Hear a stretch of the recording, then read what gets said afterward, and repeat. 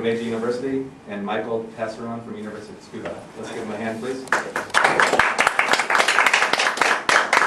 All right. Good afternoon. As you can see, we'll be looking at student perspectives on primarily mixed race heritage in Japan, and we used Ariana MIyamoto. This is something that happened last year, and had the students write about her, and we'll use the student writings we use the student writings to analyze how they talked about mixed race heritage.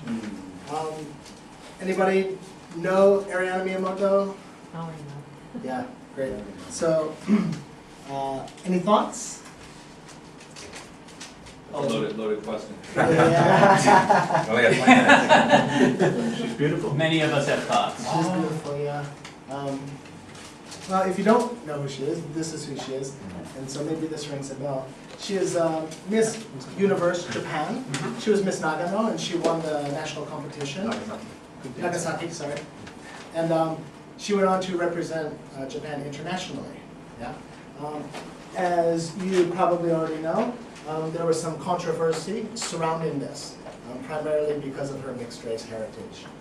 Her mother is Japanese, her father is American, African American, and some other problems that students, perceived problems that students had with this situation was her mixed race heritage, yeah, doesn't look Japanese. Her citizenship and nationality. At the time, she held dual citizenship, American and Japanese. They doubted her commitment to Japan because of that. Also, her wayward youth. She smoked in her youth. She did some other things. People took her to task for this.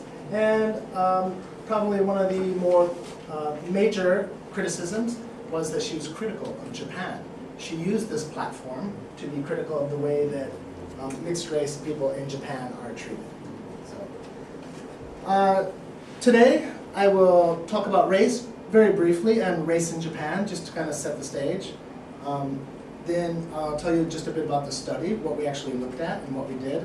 Then Michael will talk about our methodology, how we actually analyze our data, and then we'll have just a bit of a discussion about the results, give you the results and have a bit of a discussion about them. And we'd also like to emphasize that this presentation, based on research that we think is a strong case for making a change. That because we're all global educators, and as this conference shows us, global, what is the name of this conference? Global Higher Education. That's correct. Yes. And we're all educators, and I think we all have opportunities to address issues like this, to make changes where changes are undoubtedly needed. So very briefly, let's talk about race. These are 3 etymological definitions. This is from the Oxford English Dictionary, and I put these up because they all address a slightly different aspect of race, how people identify race. And the first one, as you can see, is through physical characteristics. Yeah? This is probably what many people think is our physical appearance, most notably the color of our skin. A second definition focuses on culture, which involves history and language.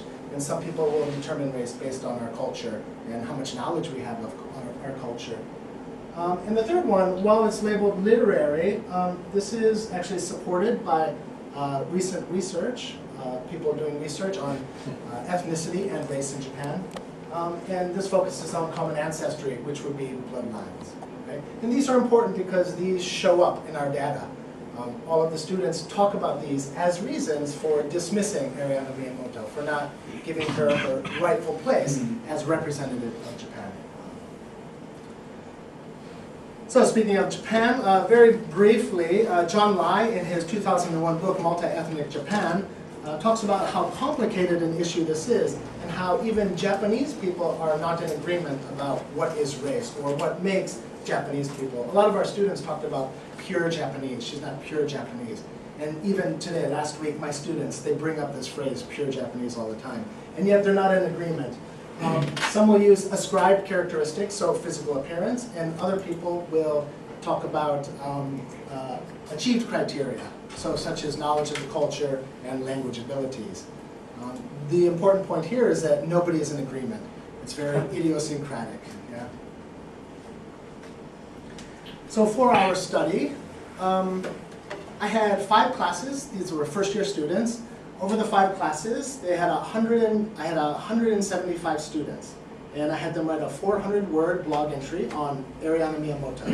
This is the title I gave them. This was the writing topic, my thoughts on Ariana Miyamoto. This is reflected in the writing because they use this as their title, most of them.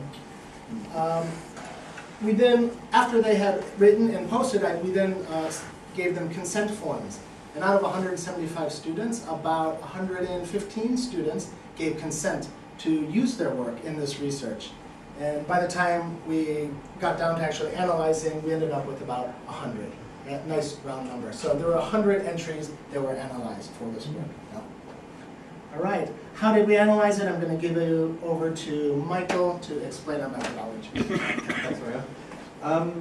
Okay, so the methodology we used is broadly known as critical discourse analysis. Does anyone know anything about that? Okay, see, Rich, just maybe, what do you know about it? What do you understand by it? Well, you just kind of break down the way that people have communicated, and you can do critical discourse analysis of speech, and you do pictures. And, Yeah. But actually, I nodded, but I didn't put my hand up because I know that comes. That's fine. Okay. Yeah, that's pretty much hit the nail on the head. Anyway, it is an interpretive method to analyze discourse. One of the, I suppose, founders or the authorities in the field is Thien van Dijk. He, along with another quite a common, well-known figure, Norman Fairclough, they work together and with through other people as well. Critical discourse analysis has emerged as a methodology to analyze discourse. What it offers is interpretations of discourse. Traditionally, it's been qualitative, so you look at discourse, and it is socially and politically orientated, and it aims to address social wrongs in society. So it's traditionally been qualitative. It's now incorporating quantitative data as well. So that's what we've done in our study. We employed this methodology, and we incorporated the qualitative and quantitative data. The reason why we chose Van Dijk is because he's done a lot of work on racist ideology in discourse. And so there are some universal features that are present in racist ideology in discourse. I will get into these a bit later, but we start off with here denials, disclaimers, presupposition, subtle denials, negative representations. These points are pretty much what the main thrust of what it is.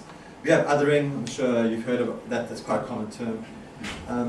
But it generally means emphasizing the positive characteristics of the in-group and emphasizing the negative characteristics of the out-group, whether it's to do with different ethnicities, refugees versus, at the moment there's a lot of talk about, well, a lot of news about refugees. So, but what Van Dijk has traditionally looked at is black and white race and how this appears in discourse. The last point, is also important to understand that this is perpetuated by elite discourse. And elite discourse in this case is the media, mainstream media, and by government organizations, and also through the educational systems of different countries. Okay, so as I said, we're going to just look at a few of these, focusing on denial and concession. But just to look at those in a little bit more detail. So a typical case of denial is this one. We have nothing against blacks, but. Yeah? We have nothing against refugees, but. There's always a but. So this is a very clear indication of racist ideology in discourse. Concession, some of them are smart, but in general. Yeah? We know refugees, we know they've had a tough time, but, I've got nothing against them, but. Yeah? Or, they can be friendly people, but. Yeah? So again, ignorance, a way to avoid a bit of a typical get out of jail free card. Well, I'm not really sure about that, but reversal, and using the the very current issue of refugees in Europe. Well, you know, they're coming from these other countries, they're burdening our social systems, it's us who are going to be the victims in the long run, not them. Transfer, similar to ignorance, well, I don't mind them, but my clients on the other hand. So these are your typical markers of racist ideology and discourse. So for our study, we focused on the first two, and just for the purpose of this discussion, we're going to deal with this in a little bit more detail. So looking at denial and concession, that was the focus of our study, and I'll hand it over to Mario to just discuss that a little bit further. Okay, so there you go.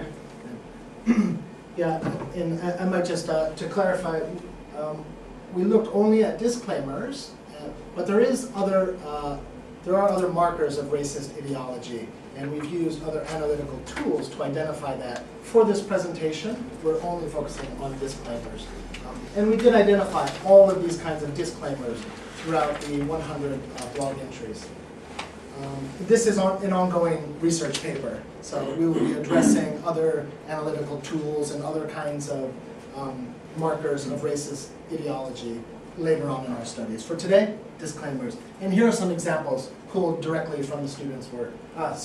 So these are the results, what we got. Out of 100 analyzed, 37% exhibited racist ideology with disclaimers. These are only ones that use this disclaimer structure. Yeah?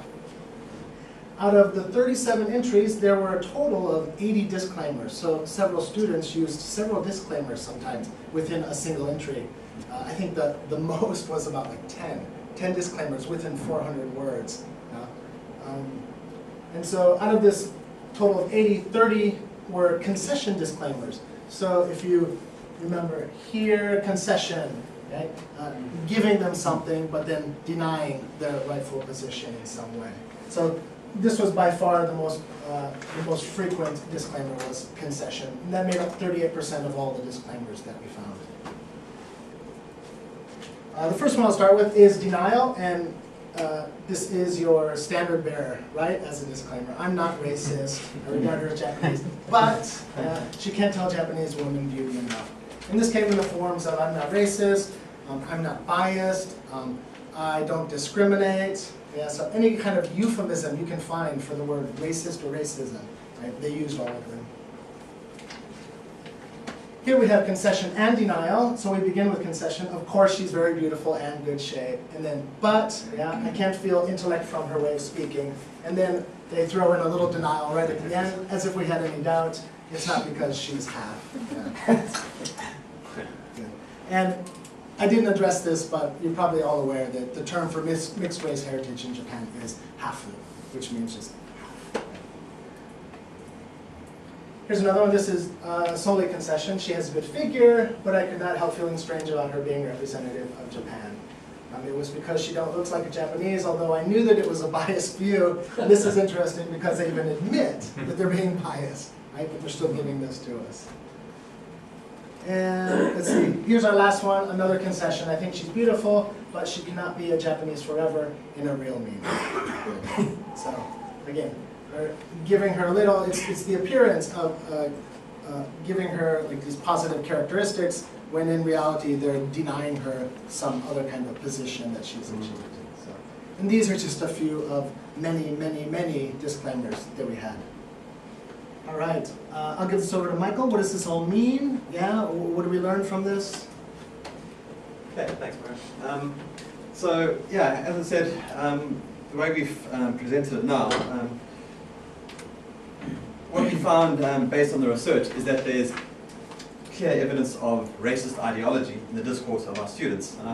And I think for most of us we would agree that this is a problem, especially the fact that you are dealing with university students, 18, 19-year-olds. So how do we address this? Well, that's something we'll look at a bit later. But I think for the purposes of trying to deal with this, you've got to look at and think, well, why is this happening? But also, I'd also like to add that race is a complicated issue. Bearing in mind that 37% of the blog entries contain racist ideology. 63% didn't. Yeah? Also something to bear in mind. Culture and race, I mean race especially, these are complicated issues. We don't know if this is intentional or unintentional. That requires a far greater in-depth study than we currently get involved with. But as I said, I think what's important is that we do try and address this. Yeah? We are educators, and I think raising awareness in the lessons, setting tasks that can deal with this. These are, I think, effective ways that can hopefully eliminate this from our students' writing, from the way they speak, and hopefully from the way they think. Because this is a problem, and we don't want students going out into the going into the world believing these things. I'll just leave us with one more point. The fact is, and I'm quoting Van Dijk over here. He says, racism is learned; it's not innate. And this learning process already begins at school. So I think it begins at school, and the point I'd like to make is that it should be unlearned, and possibly at university level. What is good to see in some of the blogs that we analyzed was, after dealing with the issue, some students were already acknowledging and thinking, "Wow, I used to think that, I used to think that this was a problem, but now I'm convinced that's not a problem. Now I support her."